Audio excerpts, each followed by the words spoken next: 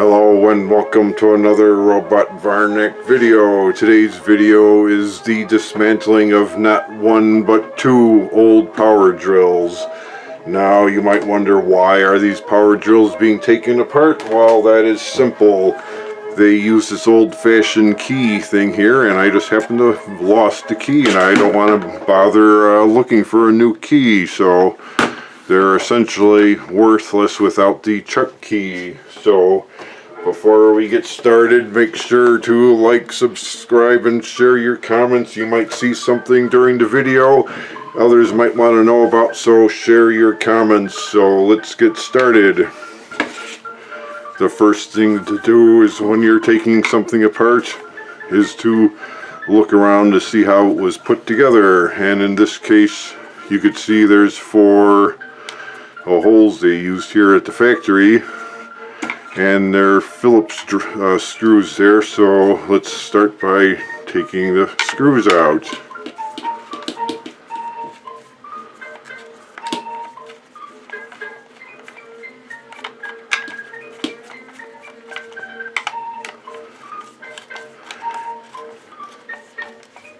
They say these are double insulated, but the problem with double insulated is the front here is metal, so you could be holding it while you're drilling, and if it becomes electrified, that could be dangerous too. The newer power drills today are all plastic, making them much safer than these old partial ones, because back in the day they still didn't have high-tech plastics like we have today, so they had to put the gear train here inside to hold the tension of the rotating parts.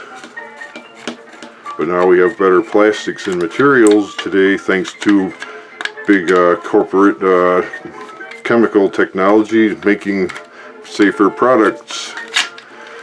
Now I don't want you viewers to miss any of this exciting action, so let me take it apart very carefully so you can follow along. Now you can see it's an old-fashioned universal motor with the carbon brushes here. You can see there's a brush here and a brush there. Well, that helps. Here's the stator of the motor. That is interesting. And you have the variable resistor here to turn the thing on and actually make the motor go faster or slower, depending how you do it. So let's continue taking this thing apart. It's not going to be used again, so I'm just going to cut these wires like so.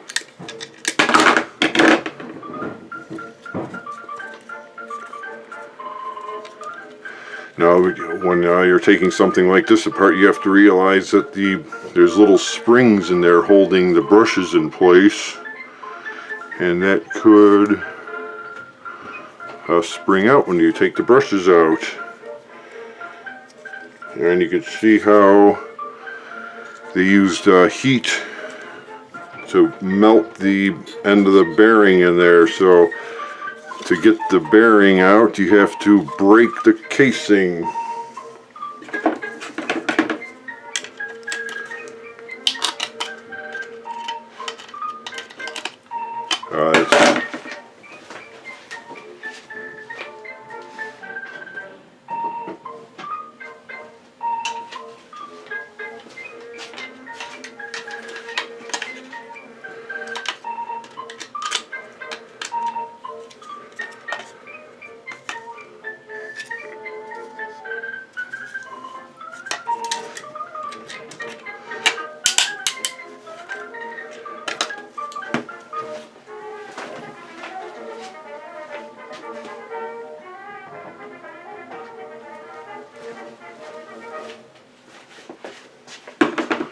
Another good idea is to wear face protection when you're taking something like this apart, because when you pry it out like that,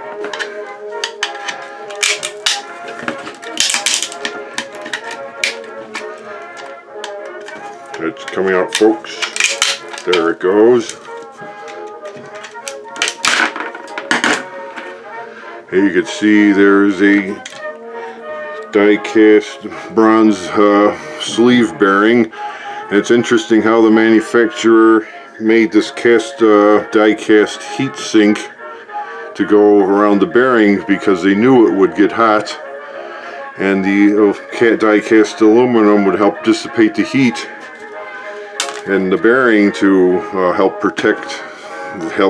keep it from melting out of the plastic. So that's actually a good idea on their part, using the aluminum to not only hold the bearing in place, but to dissipate the heat from heavy use. And now you can see the carbon brushes there. You can see one of the brushes there, it came out there. You can see the brushes there. So it's an old universal motor. I'm not sure when this thing was made. If you know when this model was made, it's Black & Decker drill of some sort. Let me know in the comments if you ever used one. How good was it? Some people would go nuts trying to get that copper coil out of there, but looks like that's going to be easier said than done. But there's always a way.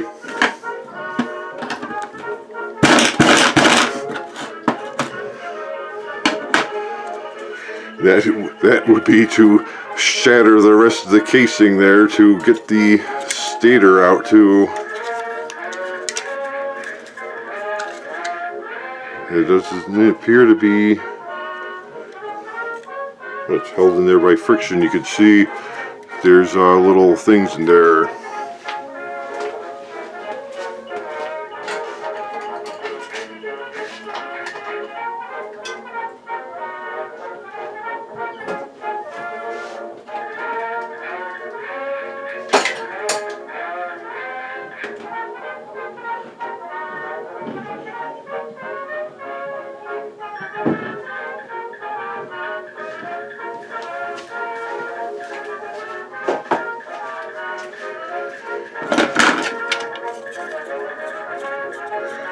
Well, let's see what we got from drill number 1.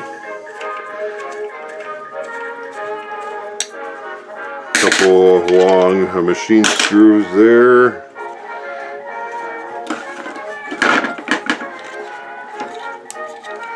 You take the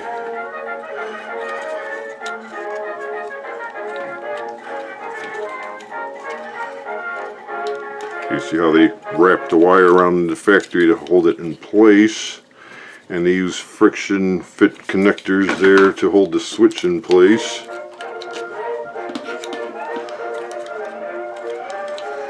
But that switch isn't going to be used anymore.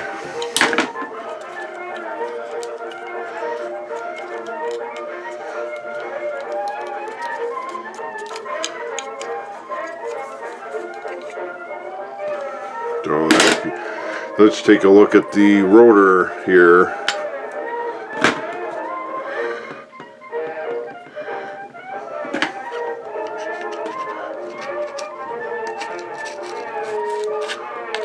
Well, the gear train seems to be sealed from the factory. There's no easy way to get in there without shattering the aluminum casing, so I'm not going to bother with that. If there were screws in there, you could easily get in there, but such is not the case. So out this goes in the garbage. You can see how the drive there was geared into the gear casing with that keyed shaft there to drive the gear train. And you can see the rotor there, that would turn around and get the electricity. Thanks to Nikola Tesla for developing the electric motor, by the way. Now on to drill number 2. Let's see what's inside drill number 2. You can see it's a similar manufacturer, assembled relatively the same way.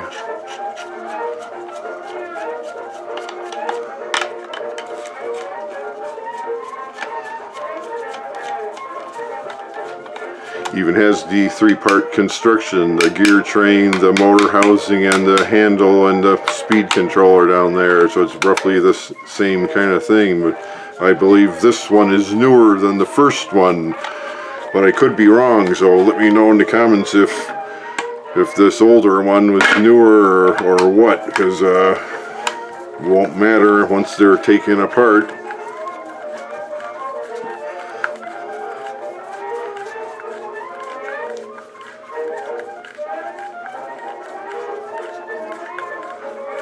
For those music content operators working for Cognizant Technologies, that's public domain music there.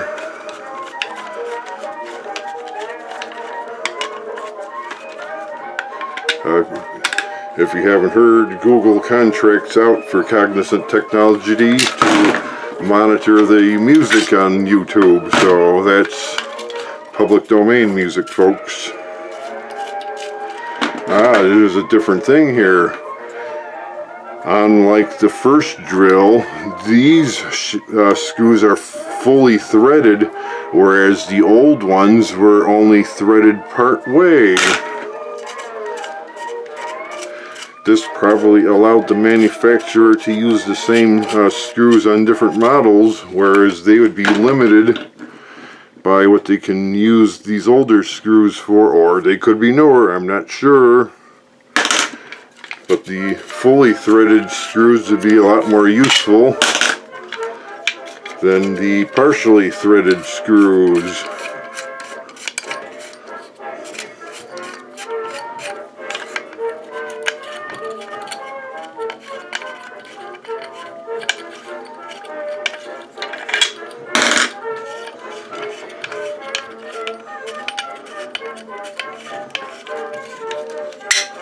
There, now you have the plastic handle. In this case,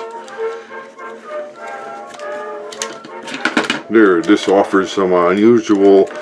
You can also see how they did the same bearing on this model like they did the other one. Almost an identical construction here. Even has the same brushes there. Almost the same identical shaft here.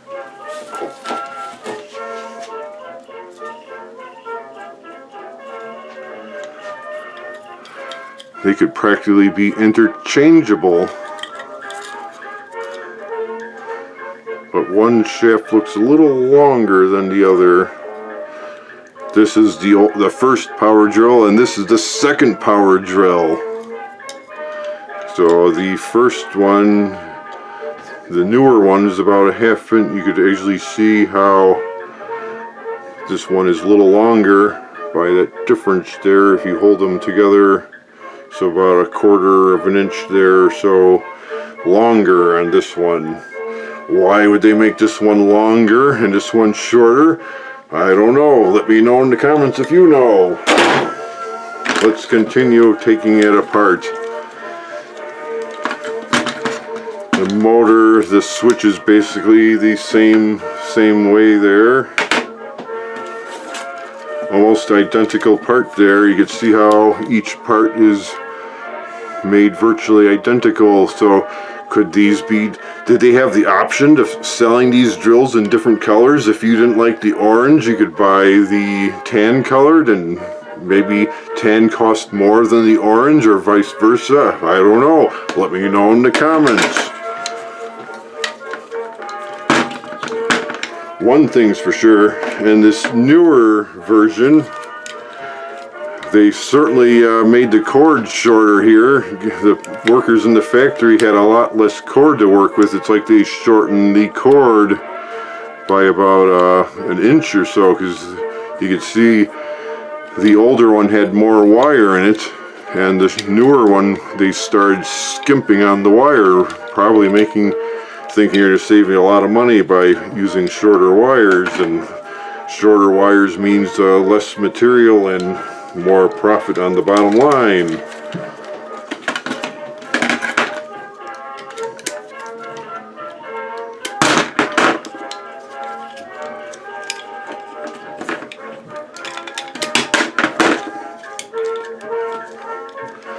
But now,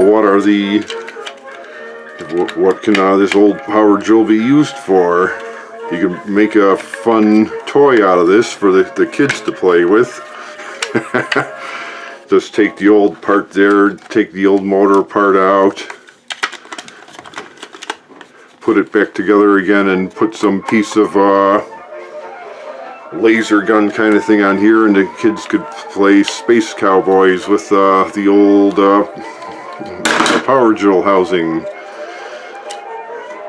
Of course, that's for entertainment purposes only, you know. It's don't try this at home. Well, that's about it, folks. There's a couple of power cords here in the double insulated before they had the grounded outlets. There's only 2 conductors in this short cord.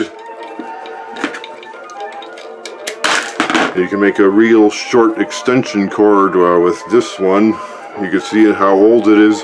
It doesn't even have the polarized plugs where one is wider than the other kind of thing. So in this case, there's a few threaded screws that can be saved or something or another. Into the junk drawer they go. Oh, let's take a look at the gear train here. Same thing like the last one. They have the entry there for the motor shaft to go into, and there's obviously speed reduction gears in there. And it has a branded drill chuck from Black & Decker there. So I'm not going to try taking that apart, folks. You could, must be some kind of gear reduction in there. So that's all for now. So remember to like, subscribe, and comment. What do you think of, were these old drills made better than newer ones, or are newer ones made better than the older ones? Let me know in the comments and what you think of today's. Don't miss our upcoming videos, which will include reworking this old beer cap bottle collector into a more traditional diorama with some kind of displays in there. So watch for that too, folks. Video. So that's the end for now. See you next time.